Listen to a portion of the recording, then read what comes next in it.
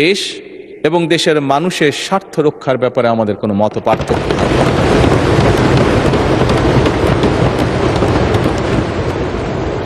মাননীয় স্পিকার, সকল সময় আমার দলের পক্ষ থেকে আমি বলতে পারি, দেশ এবং দেশের মানুষের কোনো বিষয় যদি আমাদের সামনে কেউ উপস্থাপন করেন, যদি আমাদের কাছে দেশ এবং দেশের মানুষের স্বার্থের ব্যাপারে কেউ কোনো প্রস্তাবনা দেন, আলোচনা করতে চান, পরামর্শ দেন, সুপারিশ দেন, বাংলাদেশ জাতীয়তাবাদী দল সকল সময় প্রস্তুত সেই বিষয়ে আলোচনা করার। সেটি আমরা যে অবস্থানেই থাকি না কেন, সকল সময় আমরা সেই প্রস্তাব গ্রহণ করতে, সেই প্রস্তাবে আলোচনা করতে আমরা রাজি আছি। বিরোধী দলীয় নেতা একটি প্রস্তাব দিয়েছেন যে আমরা বিরোধী দল, সরকারি দল সকলে মিলে কেন আমরা আলোচনা করতে পারি না।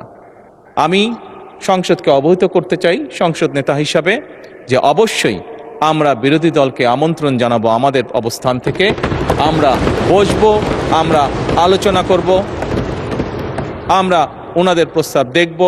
যদি ওনাদের প্রস্তাবে বাস্তবতার নিরিখে যদি কোনো কিছু থাকে যেটি বাস্তবায়ন করা সম্ভব, অবশ্যই আমরা তা করব। কেন করব না আমরা?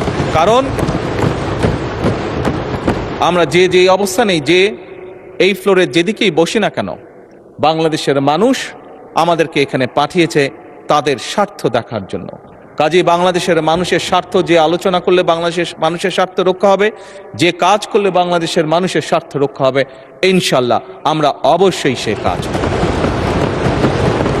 পরিশেষে মাননীয় স্পিকার, আমি আবারও বিরোধী দলীয় নেতা এবং বিরোধী দলীয় সকল সদস্যকে আজকের এই আলোচনায় উপস্থাপন করার জন্য আন্তরিকভাবে ধন্যবাদ জানাতে চাই। আপনারা দেখছেন মেঘনা টিভি, সত্যি সন্ধানে সবসময়। এছাড়া দেশ বিদেশের নিত্য নতুন খবর জানতে মেঘনা টিভির ফেসবুক পেজ facebook+meghna tv.bd তে লাইক দিয়ে আমাদের সাথেই থাকুন।